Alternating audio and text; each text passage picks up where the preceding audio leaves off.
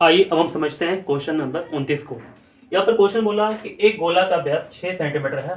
गोले को पिघलाकर एक समान वृत्तीय अनुप्रस्थ परिच्छेद वाला एक लंबा तार बनाया गया है। यदि तार की लंबाई 36 मीटर हो तो उसकी त्रिज्या ज्ञात कीजिए। देखिए, सबसे पहले हमारे पास एक गोला था। इस गोले को पिघला करके एक तार बनाया जा रहा, ठीक है। तो जो गोले का व्यास हमारे पास है वो 6 सेंटीमीटर का है। साथ साथ अगर देखें तो हम लोग यहाँ पर जो तार की लंबाई दिया हुआ है तो इसका 36 मीटर दिया हुआ है, ठीक है।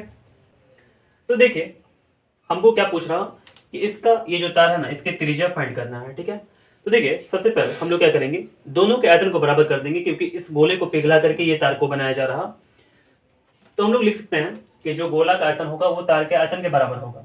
जो गोला का आयतन का फॉर्मूला होता है वो 4/3 पाई r क्यूब होता है। यहाँ पर व्यास हमारे पास 6 सेंटीमीटर का दिया हुआ है। त्रिज्या निकालने पर 2 से भाग लगा दिया जाएगा। तो हमने क्या किया यहाँ पर, यानी कि व्यास में 2 से भाग लगा दिया, तो यहाँ पर हमारे पास क्या आ जाएगा, त्रिज्या आ जाएगा, ठीक है। इसका पावर 3 कर लेंगे, इक्वल टू क्या हो जाएगा, तार का हमारे पास आयतन निकल कर आ जाएगा पाई r स्क्वायर एच। तो पाई को पाई छोड़ देंगे, यहाँ पर आर स्क्वायर को हमको फाइंड करना है। यहाँ पर आर स्क्वायर यहाँ पर जो है ना, इसका वैल्यू नहीं दिया हुआ है, तो आर को हमको फाइंड करना है। यहाँ पर जो ऊंचाई होगा वो क्या हो जाएगा, 3600 हो जाएगा। देखिए, यहाँ पर मीटर में ये दिया हुआ था, तो हम लोग क्या करें, इसको चेंज कर दिए सेंटीमीटर में, क्योंकि सब कुछ हम लोग इसको भी सेंटीमीटर में रख रहे हैं। तो यहाँ पे क्या करेंगे, हम लोग इसको सेंटीमीटर में चेंज करेंगे। 1 मीटर में कितना होता है, 100 सेंटीमीटर होता है। तो 36 मीटर में क्या हो जाएगा, 3600 सेंटीमीटर हो जाएगा, ठीक है। तो यहाँ पर हम लोग रख देंगे 3600 सेंटीमीटर। यहाँ पर ध्यान दीजिएगा, देखिए जो यहाँ पर कैंसिल होगा उसको कैंसिल कराना जरूरी है।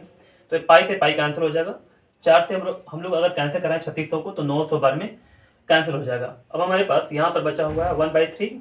यहाँ पर क्या बचा, 3 का पावर 3 बचा हुआ है। तो 3 का पावर 3 का मतलब क्या, 3 × 3 × 3 इक्वल टू क्या हो जाएगा, आर स्क्वायर, और यहाँ पर 900 हो जाएगा। अब देखिए, 3 से 3 कट जाएगा, 3 से अगर हम लोग 900 को घटाएं तो 300 बार में कट जाएगा।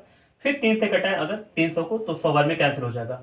यहाँ पर आर स्क्वायर और यहाँ पर क्या हुआ, इंटू 100 हो चुका है। तो 100 को हम लोग क्या करेंगे, लेफ्ट हैंड साइड में मूव कराएंगे।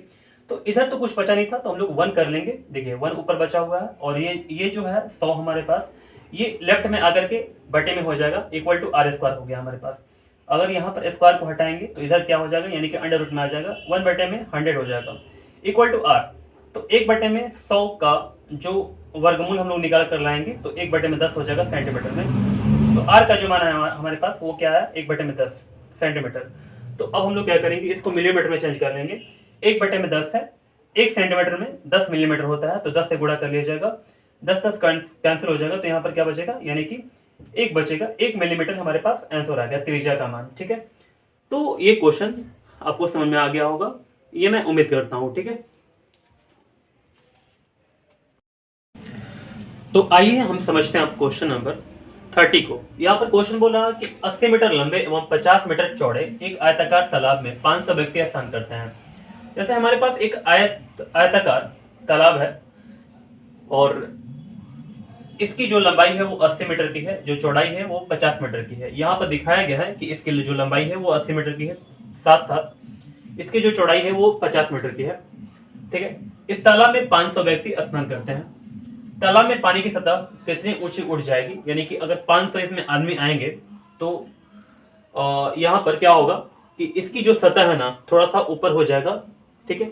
तो कितना ऊंचा उठ पाएगा, हमसे ये क्वेश्चन में पूछा हुआ है।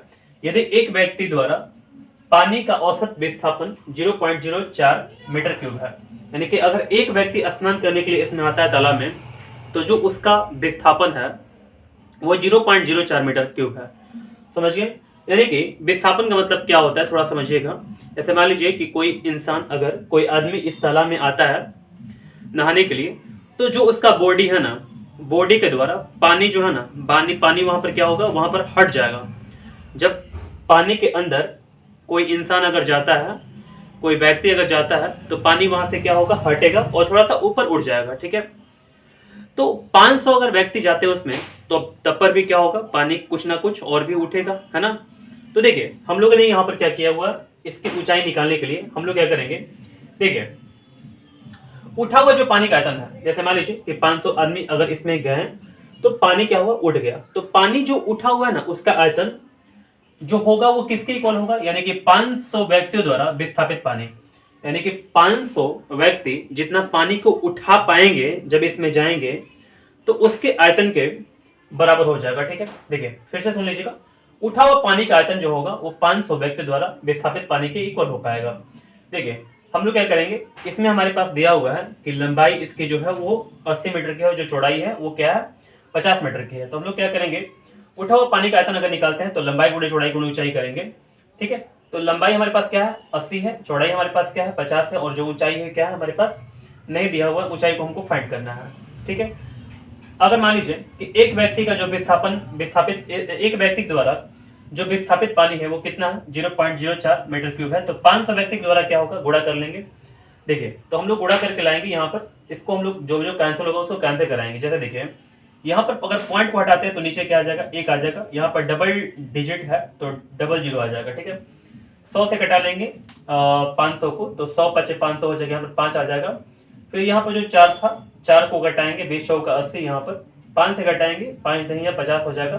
तो 20 गुणे 10 क्या होता है 200 होता है। 200 जो इधर है लेफ्ट हैंड साइड में इधर आएगा तो क्या हो जाएगा, यानी कि भाग में हो जाएगा। जो एच का मान हमारे पास होगा क्या होगा 1/200 मीटर आ जाएगा।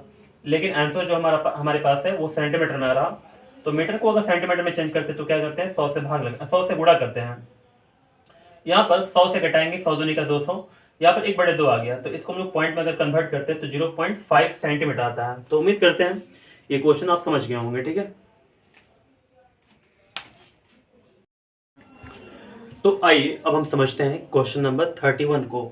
यहाँ पर देखिएगा, बोला कि ठोस लंबवृत्तीय बेलनाकार काठ के टुकड़े के आधार व्यास और ऊंचाई समान है। जैसे यहाँ पर हमने एक फिगर बनाया हुआ है, ये ठोस लंबवृत्तीय बेलनाकार काठ का एक टुकड़ा है जिसका आधार व्यास और ऊंचाई समान है।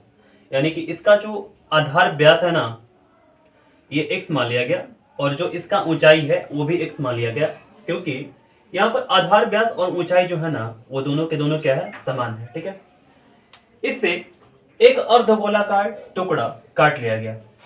देखिए जैसे इस बेलन में से एक अर्धगोलाकार टुकड़ा को काट लिया गया।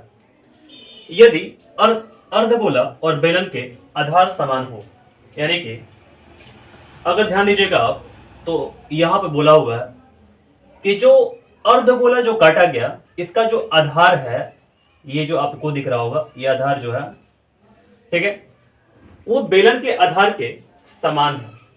समान का मतलब क्या, यानी कि दोनों बराबर है, यानी कि दोनों जो आधार है ना बेलन का और जो अर्धगोला का जो आधार है वो दोनों के दोनों क्या है समान है।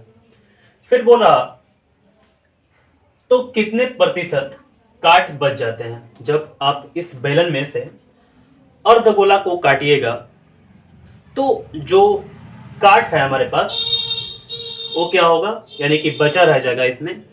तो बोल रहा कि आखिर कितना काट जो है वो बचा रह जाता है उसको प्रतिशत में फाइंड करना है मुझे। तो चलिए अब तक मैंने आपको क्वेश्चन को समझा दिया हुआ है, उम्मीद करता हूं आपको क्वेश्चन ये अच्छा समझ में आ गया होगा। अब देखते हैं हम लोग सॉल्यूशन को।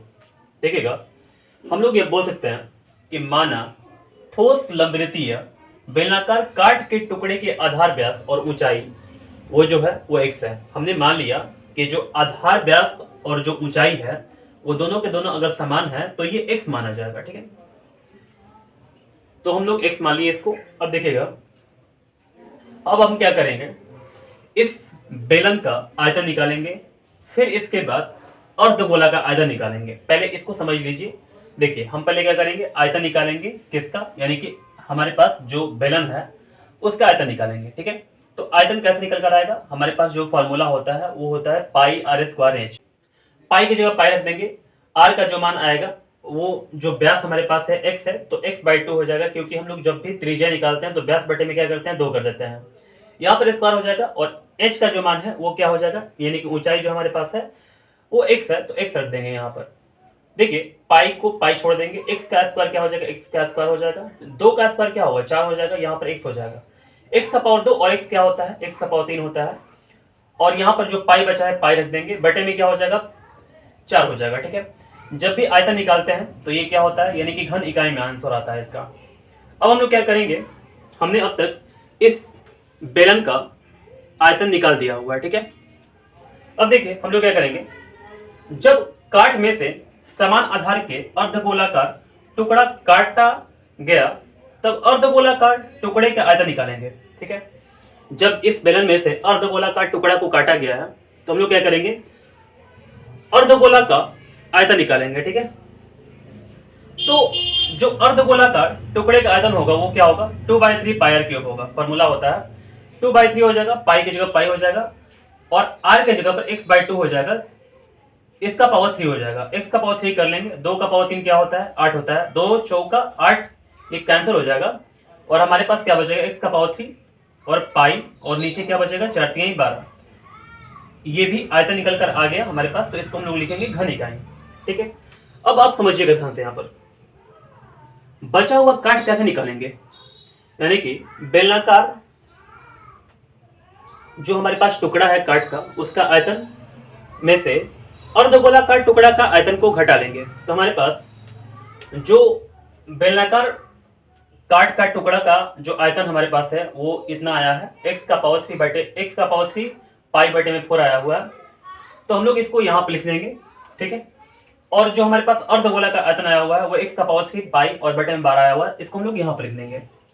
इसको सॉल्व करेंगे, लसा निकाल करके हम लोग इसको आगे का सॉल्यूशन करेंगे, ठीक है ना। तो देखिए 4 3 12, यहाँ पर 12 आ जाएगा। देखिए दोनों का लसा निकालने पर 12 आ गया हमारे पास। 12 को अगर 4 से घटाते तो 3 चौका 12 होता है, ठीक है ना, 3 बार में आ जाएगा। 3 से इसमें गुणा करेंगे तो इतना, ये सब तो आता होगा लगभग आपको, ठीक है। इसके बाद आप यहाँ पर ध्यान दीजिएगा, तो हमारे पास जो इसका आयतन आया, बचा हुआ जो काट का आयतन आया हुआ वो 2x का पावर 3 पाई और बटे में क्या आ गया, 12 आ गया, ठीक है। देखिएगा अब आगे, जब हमारे पास बचा हुआ काट का आयतन आ चुका है इतना, तो हम लोग क्या करेंगे, इसको प्रतिशत में निकालेंगे। प्रतिशत कैसे निकल कर आएगा इसका, तो प्रतिशत बचा हुआ काट का आयतन कैसे निकलेगा, यानी कि बचा हुआ काट का आयतन गुणे 100 और बटे में कुल आयतन। कुल आयतन मतलब क्या है, यानी कि बेलन का जो भी पहले आयतन था उसका आयतन जो था वो x का पावर 3 पाई बटे में क्या था, 4 था। तो इसको हम लोग यहाँ पर रख देंगे। देखिए यहाँ पर थोड़ा सा मैं यहाँ पर आपको समझाता हूँ, जैसे 2x का पावर क्या हो जाएगा, यहाँ पर 2x का पावर 3 हो जाएगा, पाई हो जाएगा, ये मार्कर नहीं चल रहा तो थोड़ा सा आप ध्यान दीजिएगा, 12 बटे में हो जाएगा गुणे 100 हो जाएगा, ठीक है। और x का पावर 3 पाई और बटे में क्या हो जाएगा 4 हो जाएगा, 4 3 12, ठीक है। x का पावर 3 पाई कैंसिल हो जाएगा, यहाँ पर 2 है, ध्यान दीजिएगा थोड़ा सा। अब देखिए 2 बटे में 3, यहाँ पर 100 आ गया, तो 2 बटे में 3 और गुणे 100, 100 दूनी का 200, 200 बटे में 3, तो देखिए यहाँ पर 200 बटे में 3 लिखा गया है। और अगर हम लोग इसको पूर्णांक में डालते हैं तो 66 पूर्णांक 2 बटे में 3 आ जाएगा %, ठीक है ना। तो उम्मीद करते हैं ये क्वेश्चन आप भली भांति समझ गए होंगे, ठीक है।